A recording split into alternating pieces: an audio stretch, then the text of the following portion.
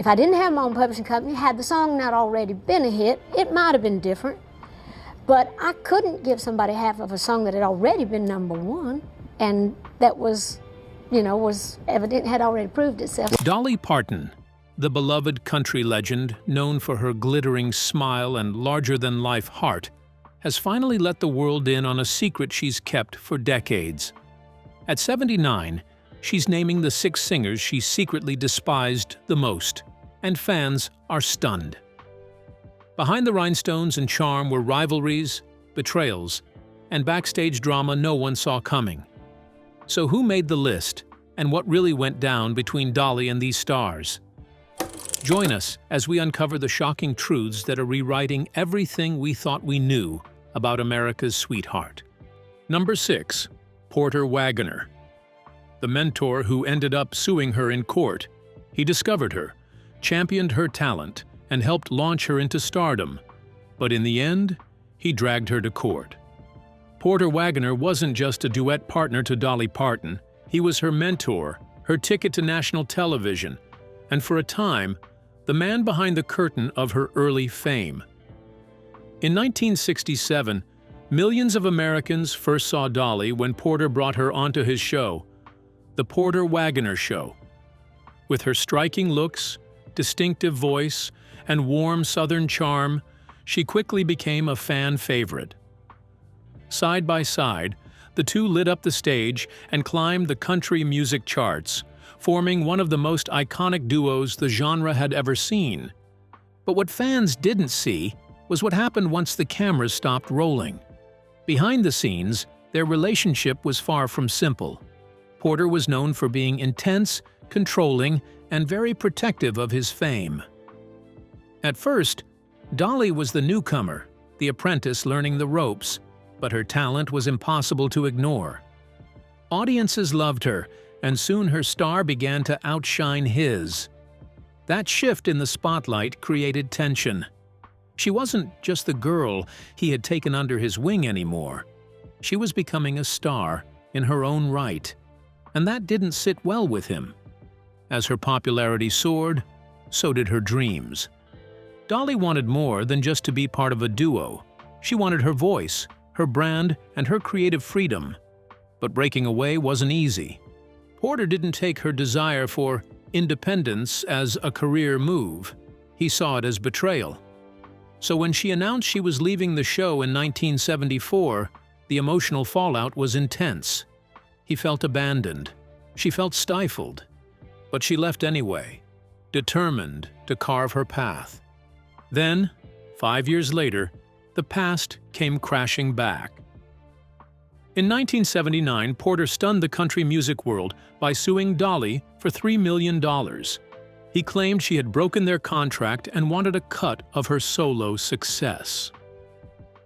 The lawsuit wasn't just a legal battle. It was personal. For Dolly, it was heartbreaking. She had always respected Porter despite their differences, and to be taken to court by the man who once believed in her felt like the deepest wound of all. She opened up about the emotional weight of that time in her 1994 memoir, revealing how Porter's jealousy and need for control nearly broke her spirit. But instead of lashing out or airing their feud publicly, Dolly did something only she could. She turned her pain into a song. I Will Always Love You, one of her most iconic hits, was written as a bittersweet goodbye to Porter. The lyrics were tender, even loving, but between the lines was a clear message. She was moving on, with or without his approval.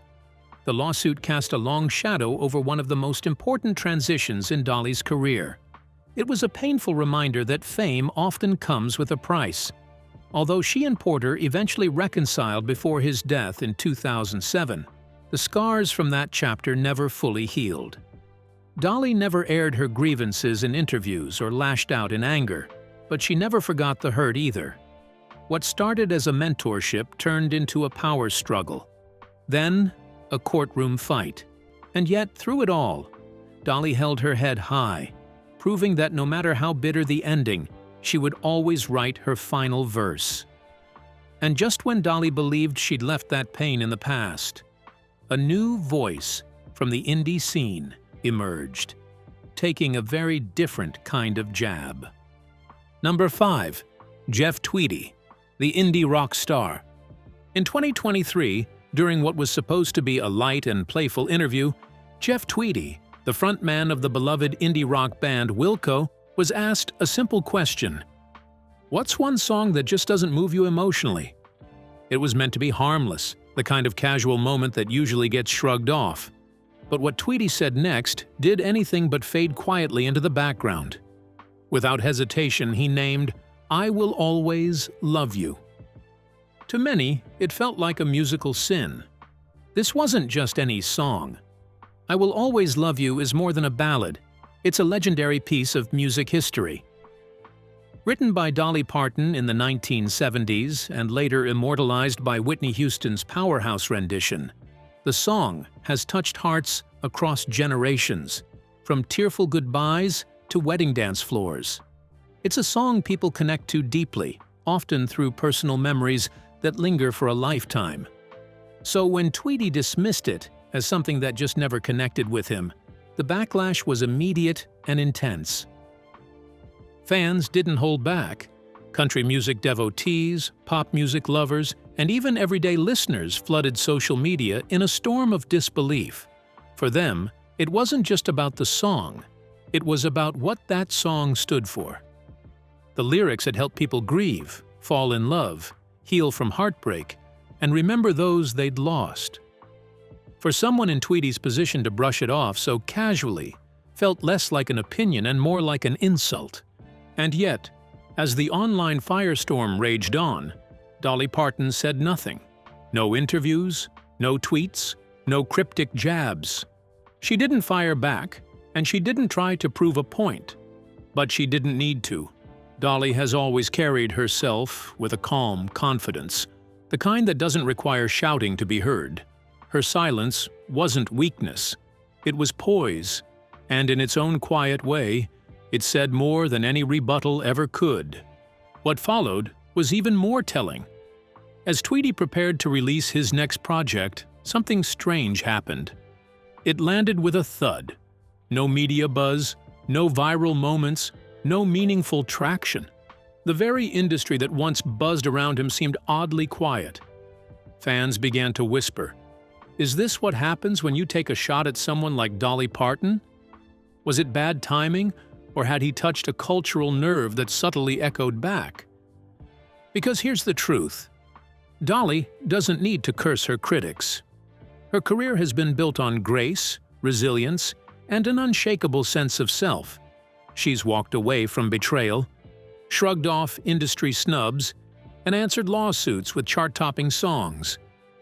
She has never needed to retaliate to prove her worth. She lets her legacy, and occasionally karma, do the talking. And this wasn't the first time someone underestimated her.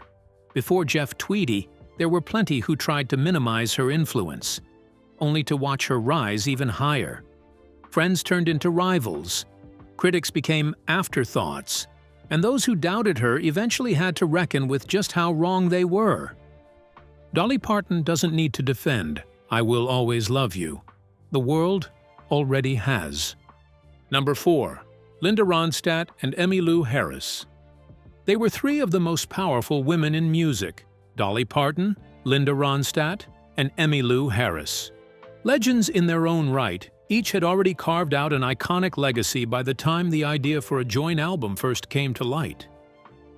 Fans imagined a dream collaboration where their voices would weave together seamlessly, like golden threads in a tapestry. And when whispers of the project finally turned into confirmation, the excitement swept through the country and folk scenes like wildfire. It seemed like a musical fairy tale. Three megastars joining forces bound to deliver magic. But what unfolded behind closed doors was far more complex than anyone could have guessed. The idea for Trio had actually been simmering since the late 1970s. Yet despite their shared desire to work together, the timing just never clicked. The stars didn't align, and not because of a lack of enthusiasm. Schedules constantly collided. Record labels fought over control. and creative disagreements started to bubble just beneath the surface. Linda Ronstadt, known for her exacting standards, wanted everything in the studio to be flawless.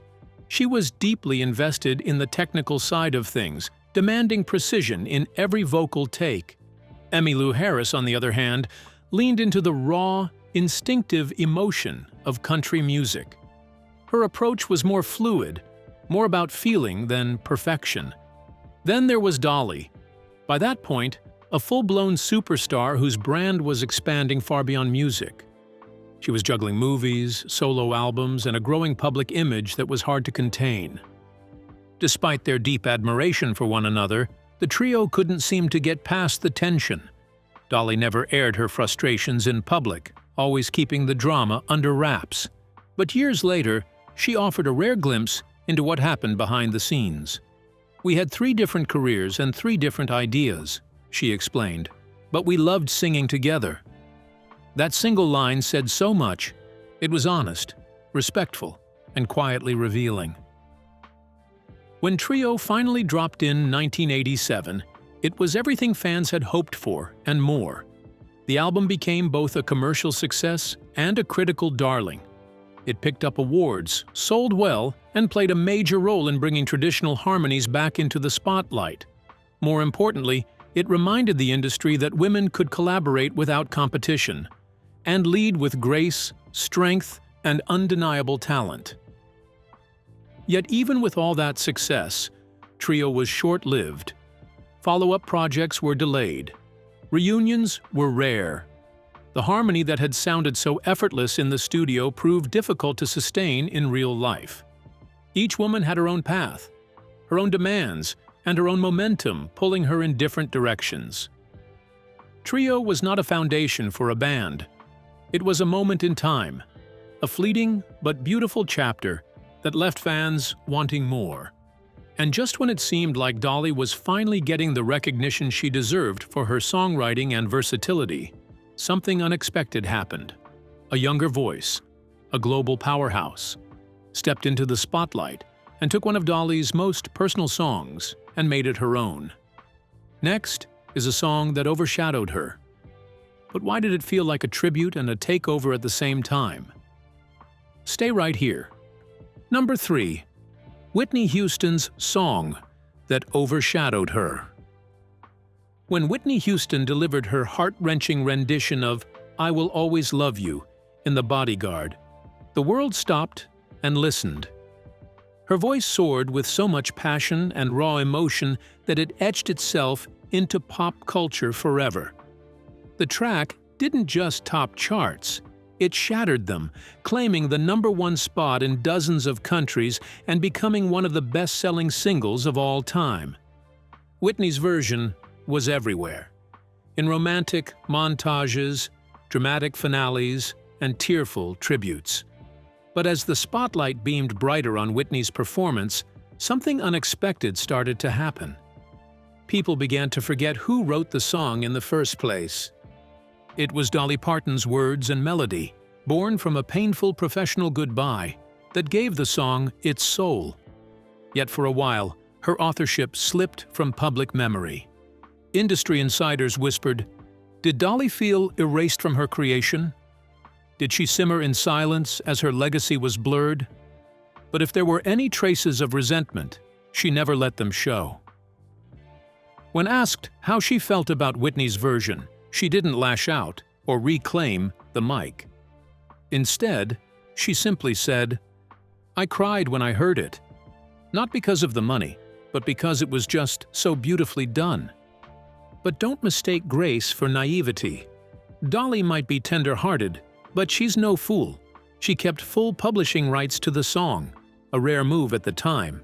When producers wanted her to sell those rights for The Bodyguard, she smiled, shook her head, and declined.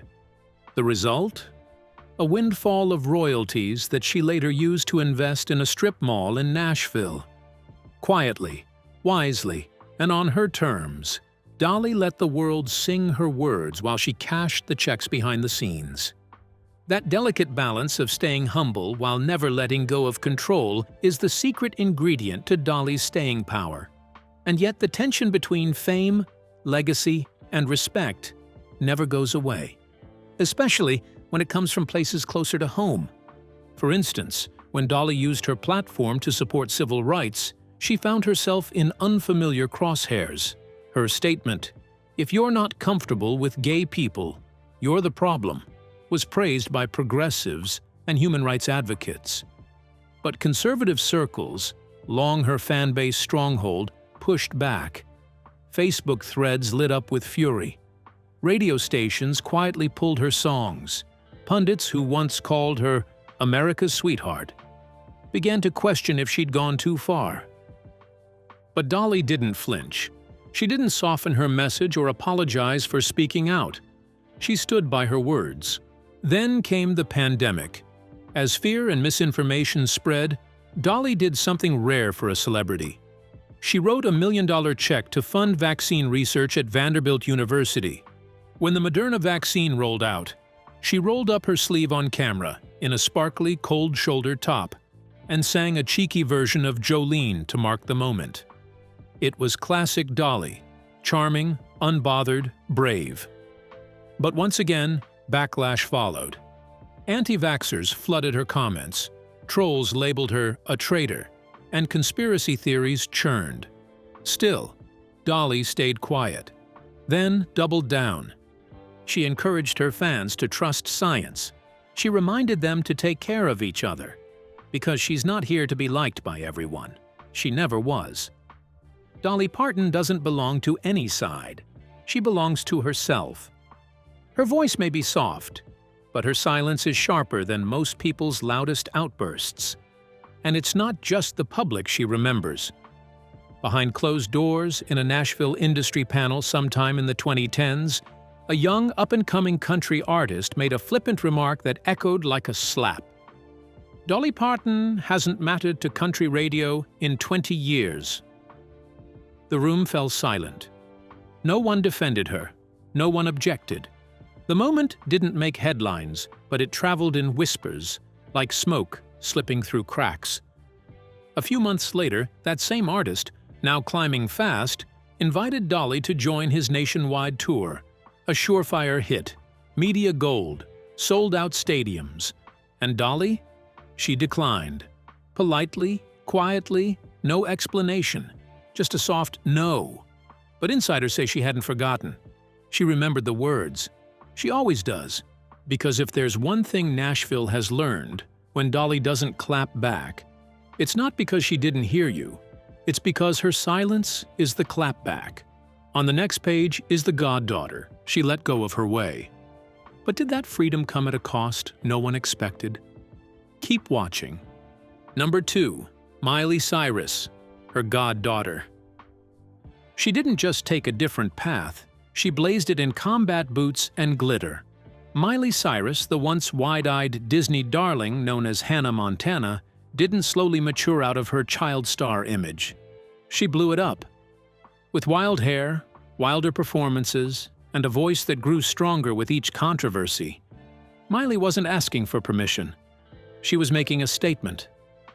From her jaw-dropping 2013 VMA performance to edgy boundary-pushing music videos like Wrecking Ball, Miley wasn't just evolving, she was throwing gasoline on her past and lighting a match. And as the public gasped, one question hung heavy in the air. What did Dolly Parton think? After all, this wasn't just another pop star. This was her goddaughter. Rumors swirled.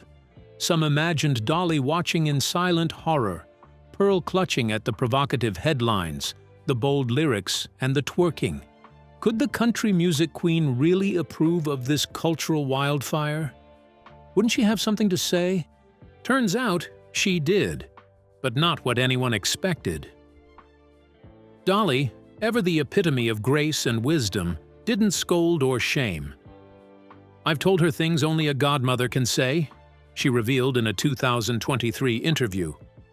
"But I let her be herself." It wasn't a lecture. It was love, with boundaries, with pride, and maybe just a hint of worry between the lines. That's the magic of Dolly. She leads without controlling, guides without forcing. Even when Miley's choices shocked the industry, Dolly never aired her concerns publicly. She lifted her goddaughter, praised her boldness, and championed her talent, even when others called it a meltdown in disguise. Still, behind closed doors, there were likely moments of tension, private conversations laced with concern, laced with love. But unlike many, Dolly didn't use the media to parent. And when critics attacked Miley, Dolly didn't clap back or defend. She simply stayed rooted, firm, quiet, but unmistakably supportive. But not all critics stayed faceless. Years ago, during a candid industry roundtable, someone made a comment that Dolly never forgot. A throwaway remark, perhaps, but one that underestimated the legacy she carried. That moment, quietly burned into her memory, would later resurface, not as a grudge, but as a choice. When that same person extended a hand, offering her a high-profile collaboration, Dolly politely declined. No drama, no shade, just a gentle no. A signature move from a woman who knows her worth and never forgets who doubted it. Now, at 79, Dolly Parton is still rewriting the rules of fame, womanhood, and artistry. While others fade, Dolly flourishes. Reinvention isn't a survival tactic for her. It's a signature. She doesn't just adapt to new eras. She defines them. In 2023, she did it again. The world gasped when Dolly dropped a bombshell. Her very first rock album. Not country rock, not pop rock. A full-blown, electric guitar-wielding, leather jacket-wearing rock record. Titled Rock Star, it featured icons like Paul McCartney and Stevie Nicks, and it wasn't a nostalgia trip. It was a declaration. "I may not be a rock star," she joked, "but I sure can play one." And she did. Flawlessly. The album soared, critics raved, and once again, Dolly showed she doesn't fit into genres. She outgrows them. With fame knocking harder than ever, major talent shows came calling. American Idol, The Voice, judges' chairs, and big red buttons awaited. But Dolly said no. Why? Not because she feared the spotlight. She simply didn't want to crush anyone's dream. "I can't be the one to break a heart," she said. That wasn't just humility. It was vision. She knew the weight of her words, the power of her influence. And she wasn't going to wield it carelessly. Instead, she turned her attention to something more personal. In 2024, she announced her next big venture, a Broadway musical about her life. Titled, "Hello, I'm Dolly," it was more than a project.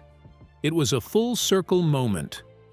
From poverty to stardom, from backwoods Tennessee to the lights of Times Square, Dolly wasn't just telling her story. She was claiming her stage. And yet, through the glitter and the grandness, she remains grounded. When asked if she still considers herself a country artist, despite her global fame and genre hopping, she paused before saying, "I'm whatever I need to be. But I'll always be Dolly." That's the real secret. She's not following trends. She's leading them. Always has. But not everyone sees her that way. Someone younger once said something that shook the room. And why did Dolly's silence make the industry tremble? Stay tuned. Number 1. The younger star who labeled her as irrelevant. It was never caught on tape, no confirmed clip, no official denial.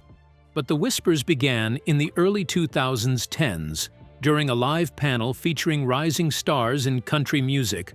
One young artist, still climbing the ladder but already full of confidence, reportedly tossed out a remark that stopped the room cold.